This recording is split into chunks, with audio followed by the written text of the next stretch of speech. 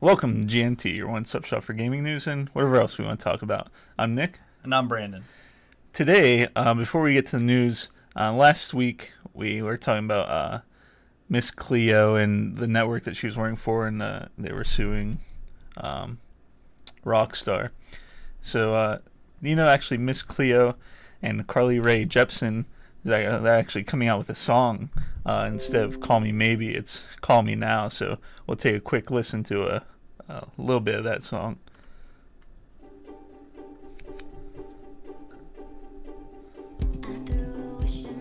Begin exploring the ancient tarot. There is much information to absorb.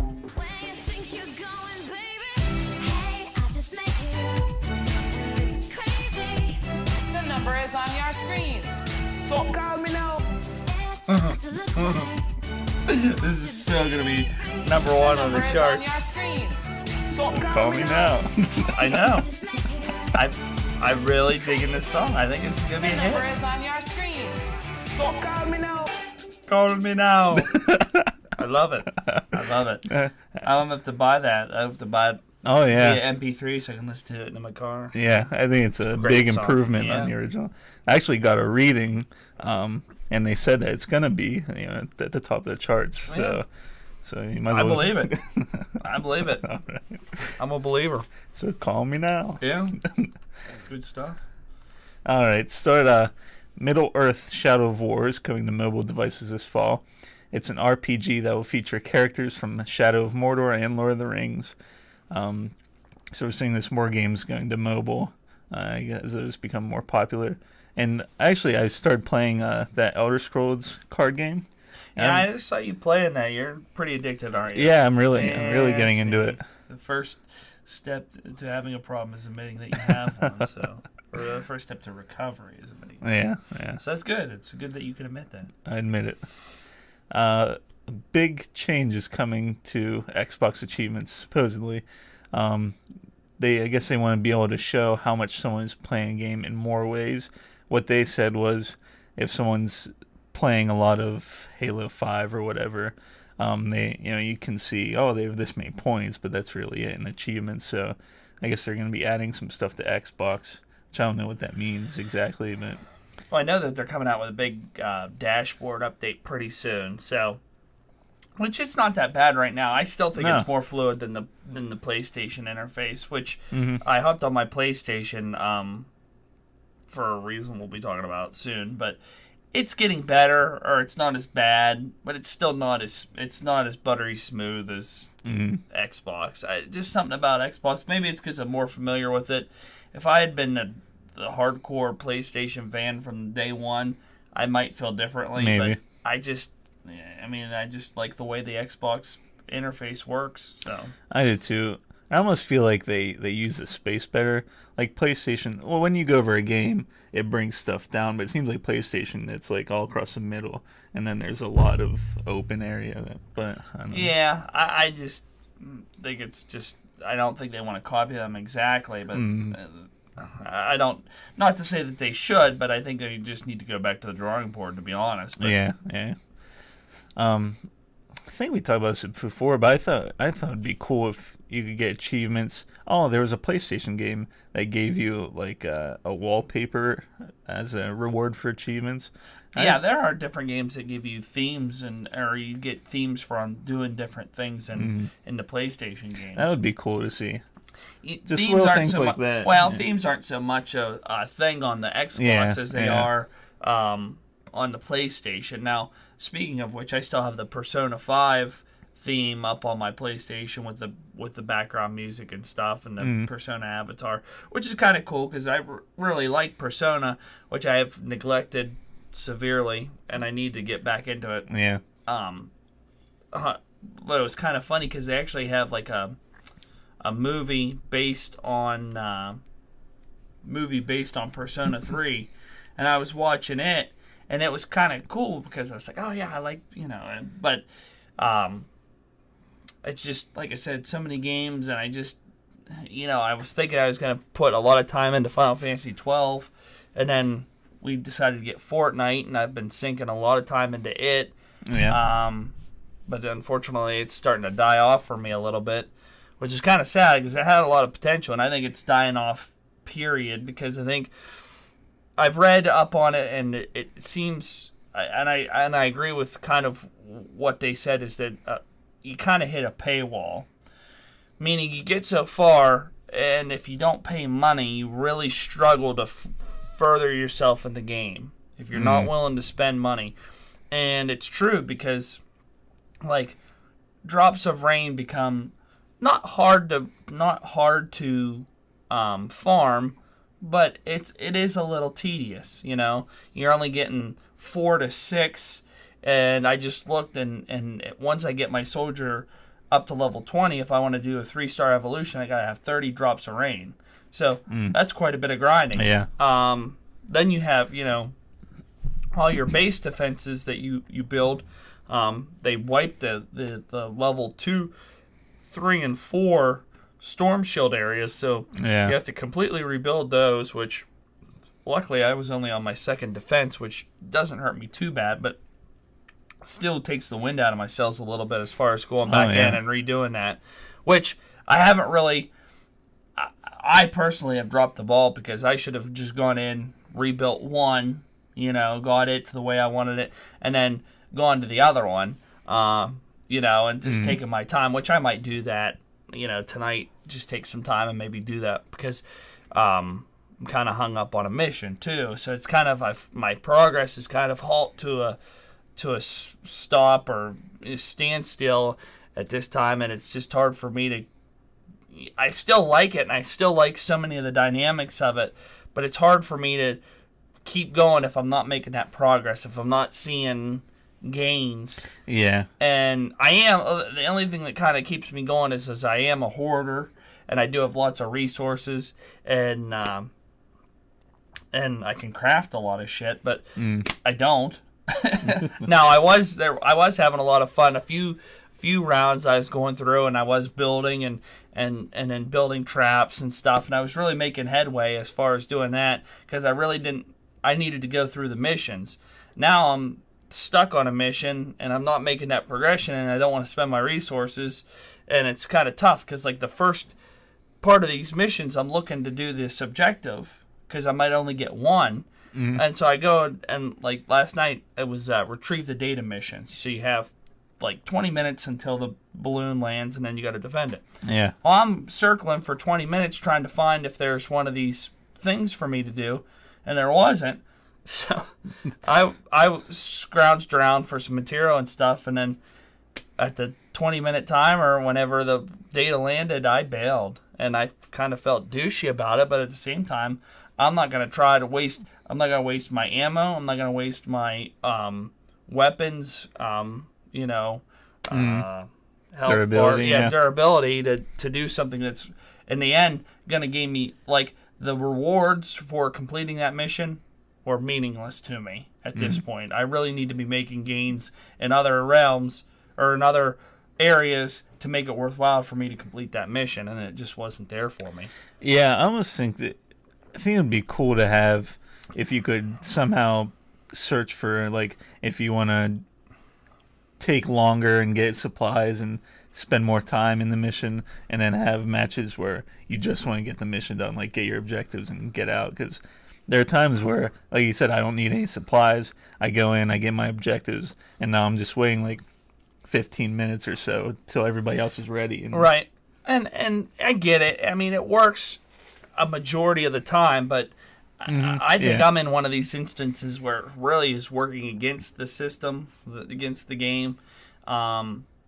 You know, and it's just like I have weapons that I'd like to level up, but I'm not getting the schematic XP, and it just, I went through and I had a decent collection of schematics, and I went through and I'm like, all right, well, I don't plan on crafting white or greens, so I'm like wiping that shit out. So I've got all my white and greens wiped out that I can, and so now I have my blues and my purples. I don't have any. I have one gold, I think, schematic, and that's for a rocket launcher.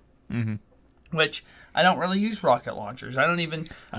I've got a bladed weapon that I leveled up to level 10 just so it was, but I don't even use bladed weapons. I content switching between I have a good pistol and I have a good assault rifle that's a single shot.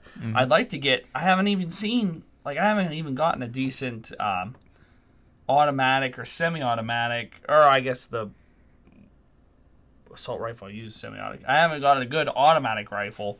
So it's kind of one of those things where the RNG for me is killing me. I've seen a lot of people that have gold weapons and are a lot earlier in the game than I am, and it's kind of pissing me off because it's like I want a gold weapon. Yeah. I want to level it up and have a decent weapon and a gold, because that means doesn't always mean increased durability, but at least it means more power. Yeah. Yeah, luckily the one gold I have is I think it's the same type of rifle, semi-automatic rifle, so I use it quite a bit. But you have a gold weapon schematic? Yeah. I don't like you anymore. All right. Hellblade, I don't know how you say her name, Senwa. Senwa's Sacrifice. Yeah.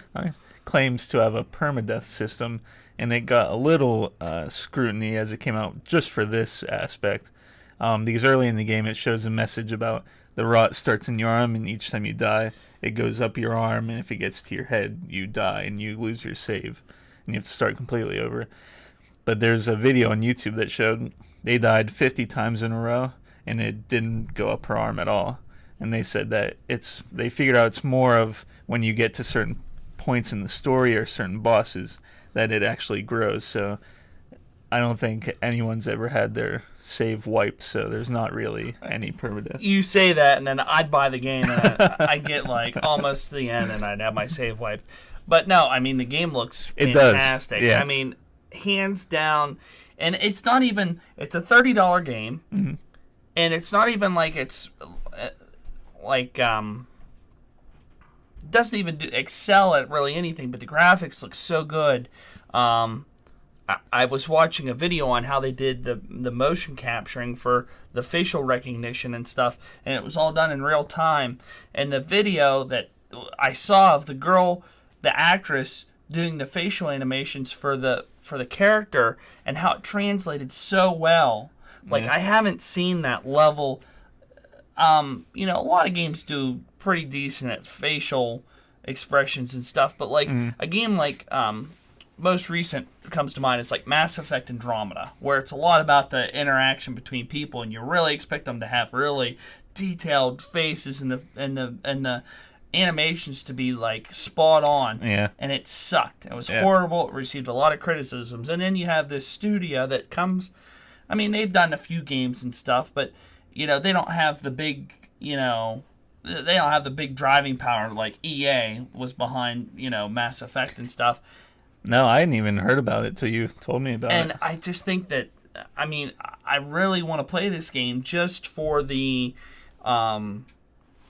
just for the graphics, at least of the main character. I mean, I think the backgrounds look good, but I mean, I just think that somehow that they've captured her and her facial expressions really grabbed me, have moved me, and more than just a game, it's all, I really can see her plight, and really, it just really transfers really well to conveying an experience more than just playing a game. And that's what really has me intrigued about it, more so than like, does it have good gameplay or anything like that. Yeah, it's more about seeing that character's journey. It really has me driven to kind of want to buy it and play it.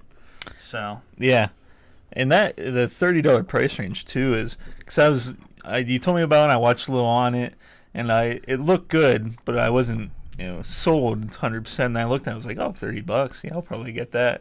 So then the one more icing on the cake is the fact that on the PS4 Pro you have the option to play it regular, play it in enhanced, so it's it's the 60 frames per second or enhanced graphics. And I think I watched a comparison video, and there's not a lot, but there is some significant difference in certain scenes where I could see that having it on the enhanced really just, I mean, if you got a 4K screen, 4K capability, I just think you'd be foolish not to play it in that. It's not a game that you benefit from having the 60 frames per second.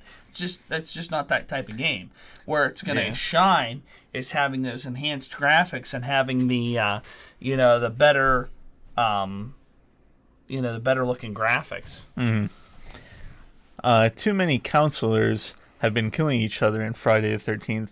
If you haven't seen it, it's just, I don't know how many counselors there are. They play to escape escape Jason. And I guess they've been getting weapons and killing each other for some reason. One of the makers said that they heard from the community that it's been turning into a battle royale amongst the counselors. I don't know what that gets you. They said that they wouldn't be able to damage the counselors, because I don't know if there are some scenarios where it would benefit you to take out someone else. I don't know. I haven't played it, but the next patch will stop them from killing each other with weapons. You'll still be able to do damage from vehicles and traps, so there's still ways, but It's a trap. but they're putting a stop to that. So I just have no idea why. I mean, I would think you'd want to work together and win, but but you always have that. People get bored and I'm going to damage this other person. Like, I don't want to constantly go back to, but going back to Fortnite, I was playing in a game where I was laying down wood structures, and apparently this guy didn't think wood was good enough, so he started tearing down my structures, and then they ended up replacing it with brick. Well, when first he started to tear down my structures with wood, I fought him for a little bit and was replacing my wood and repairing my wood structures, and I did that for a little bit, and then I went off and I thought, I'm going to collect some resources, regain my wood stockpile, and then I went back and then I started tearing down his shit. And I only tore down one thing, and then he had made a comment, I'm tearing it down for a reason. So then I replied, I'm tearing it down for a reason. And I left it at that. I want one structure I tore down, but it was like, why you just enhance the wood, go through and upgrade it, and 9 times out of 10, if you have a good defense or if you have good people, you don't even need they don't even get close to the structures, Yeah, but that's at least a difference among strategies. It's not just, I'm just going to kill you just because. Right, but he was wasting my wood. Right. In a resource gathering game, whenever I'm laying down wood for the benefit of the team, and you go and you just waste that, and it's kind of ignorant. Yeah. But, whatever. And then I went and saw The Dark Tower. It was last weekend it came out. And really no expectations going into it, other than you said that there had been some bad reviews. I went and saw it, and I really enjoyed it. I never read the books, and I think that's where some of the criticism was coming from. People who read the books, usually it's not as good as a book. But I don't know. I went in, didn't know anything about the story, really liked the story, loved the characters. I thought all the actors did a great job.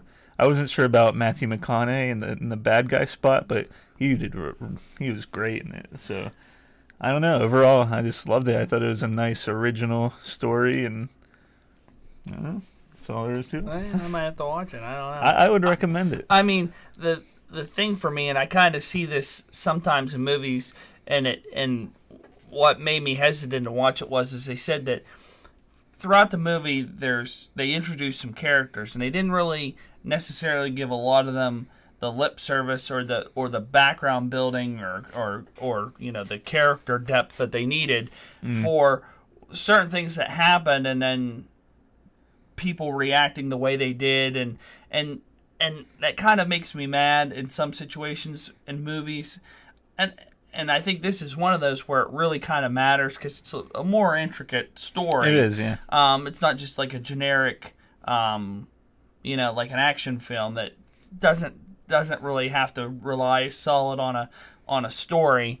I mean, it's one of those things where it's the kind of the depth of the characters and their background and their motivations and stuff is pretty relative. So whenever you kind of mess that up or not fully develop that, then it can lead to some like, why is he getting so pissed about that person?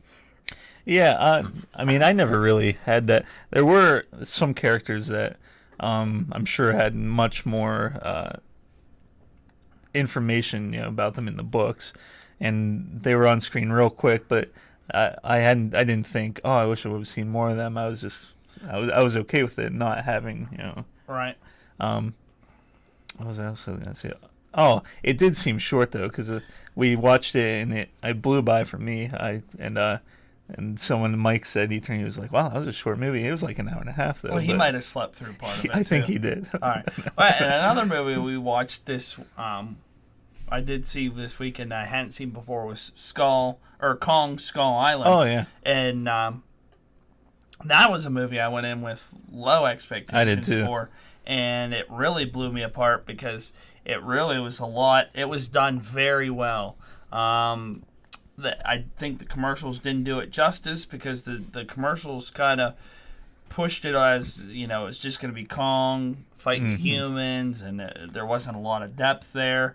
And in actuality, they did provide a lot of depth and allowed you to get to know some of the characters. They had strong character building. I mean, you kind of got to read. I mean, not a lot of in depth, but I mean, you definitely got a feel for like whenever they introduced Samuel L. Jackson's character is that he was a military man, and like whenever they were getting pulled out of Vietnam, that was that bothered them. And you could they didn't have to go into super detail, but they did it in such a way that you got that feel.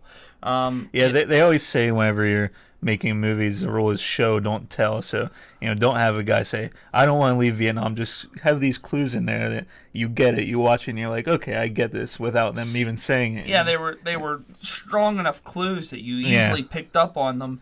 And it wasn't like it wasn't like they were too obvious. You know what I mean? It wasn't like, oh, here it is, let me hand it to you. Yeah. It was like, I get it, just, and that could be also in part to good acting from him, which it probably is, because he's been in the game for a long time. So, kudos to Samuel L. Jackson's character on that one, because you really felt for him. You really felt for him, and then his plight whenever he had this, the let's go do this, and then it cost his soldiers' lives, and then you could tell he felt that obligation that even though it wasn't the smart thing to do to fight Kong, he had to do it because he had to try to regain his fallen soldiers' honor by taking out Kong, and I just really was surprised. Yeah, I mean, you didn't.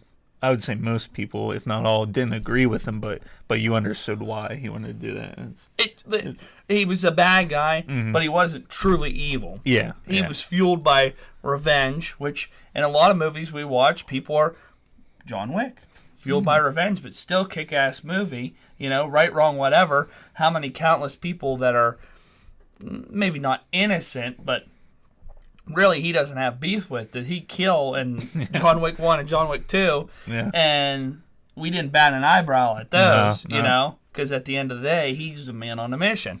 So it's kind of, Tony Stark at the end of Civil War, it's like, yeah, Bucky was brainwashed, he didn't know he was doing any of this, but it's like, oh, he killed my mom, I don't care, It's right, like, but in that instance, at any point, I really wasn't on Bucky's side, because he kind of was a bad guy. Yeah. Even though he didn't, choose to be like that, he did. You know what I mean? Yeah, because he had enough power. Once he snapped out of it, he could have been doing his own thing. Not back then, whenever he killed the Starks, but but it was just very well done and a good surprise as far as that goes. Yeah. So I definitely recommend watching it, or at least renting it.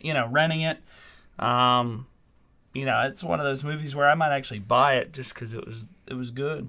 Oh, and then setting up another universe at the end. Oh, yeah, with really, really post credit scene, the very end of the credits. If you didn't watch, hinted at a lot of different monster movies, which I thought was really cool. Yeah.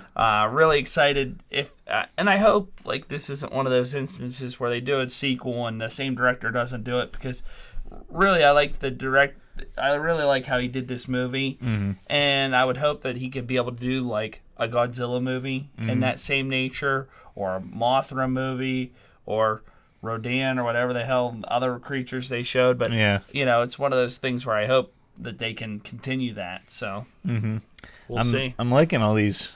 I mean, Marvel really busted open the door with a shared universe, and now we have, of course, DC. We have the Dark Universe monsters. Now we have these monsters. I'm more a fan of like the Dark Universe. I'm just not sold on the DC. It's been rough, but They got a long road to travel, and I just don't think they're going to make it. I mean, there are solid DC fans, and it's nothing against them, but it's just whenever you have two similar entities like that, you have the Justice League and you have the Avengers, and you have the Avengers coming out before Justice League, you're always going to be behind the 8 ball, being the second one out the gate. And I think that unless you try to do it completely different, you're not gonna have the same successes like the Avengers. You're just not.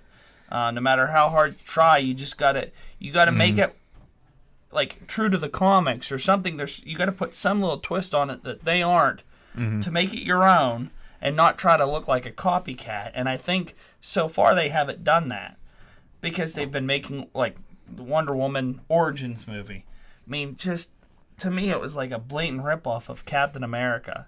I liked the movie, I really did, but just the similarities between it and Captain America just drove me crazy. and it was because Captain America was out first. Yep. We saw how Captain America came around. Loved the Captain America movie. Whenever they try to put the DC spin on it for Wonder Woman, it just doesn't have the same pizzazz because Captain America already did there. He was there. He did World War II. Okay, you do World War I. It doesn't make that much of a difference. You know what I mean? It's still kind of the same premise. Yeah, it's a tough gig because anytime you're the second of something, you're going to be looking at the two movies, and I still don't think they handled it as well as they should have. But no, I mean, there were so many. I mean, you have to admit there were so many. Yeah.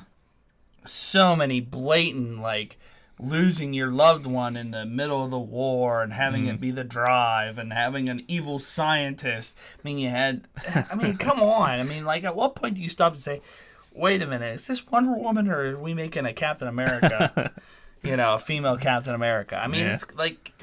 The one thing I did like about Batman vs. Superman was that it was darker, and I was hoping that, Marvel... It has its dark moments, but it has a lot of comedy too. So I thought maybe they'll make it darker. I would like that. All these movies make them dark, make them not super dark. But, yeah, but it's like have it dark, and like Logan. I would say they tried to make Logan dark, and it just didn't work. See, I like that. So me, I just like dark movies. I'm a fan of dark movies, but it in the context, it just didn't work given his history. And like Deadpool's dark, but it's got humor in it. Yeah. And it works, but But now it seems like with Justice League, they're throwing in a lot of humor, and I don't know. I mean, I don't know. May that'll work for more people, but see, it just seems like it makes it more like Avengers to me now that they're throwing a bunch of humor in it. Well, we'll see. All right. Well, thanks for watching. Stay tuned for the B&M experiments coming up next. I have no idea what they're going to do. Who knows? I don't even know if they know, but... What are they going to sell tonight? Who knows? As always, check out our YouTube channel where you can watch both shows. And GNT is on SoundCloud or iTunes, wherever you want to listen to it, so check that out.